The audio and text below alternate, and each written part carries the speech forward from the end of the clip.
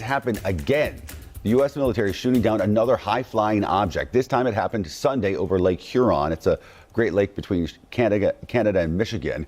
Wake Up Show's Bree Jackson now in Washington with what the Pentagon has said so far. Ben, the Pentagon is declining to describe these recent objects as balloons, but this is the fourth takedown in just 8 days, and lawmakers on Capitol Hill say they're being left in the dark about the situation.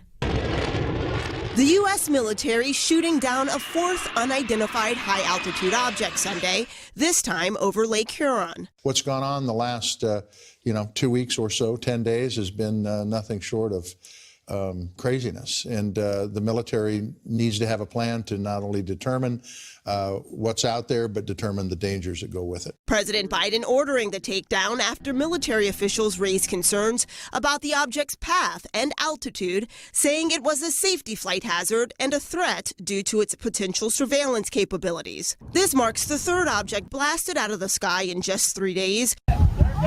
And comes a week after a Chinese surveillance balloon had Americans' eyes glued to the sky. They do appear somewhat trigger happy, although this is certainly preferable to the permissive environment that they showed when the Chinese spy balloon was coming over some of our most sensitive sites. Military leaders say the Pentagon has been more closely scrutinizing U.S. airspace.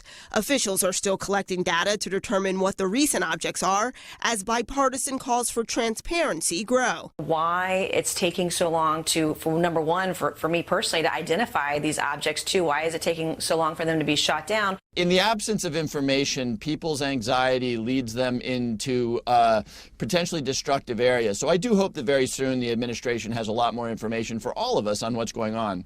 Lawmakers are pushing for a briefing on the unidentified flying objects. The Pentagon continues to search for debris and answers about their nature and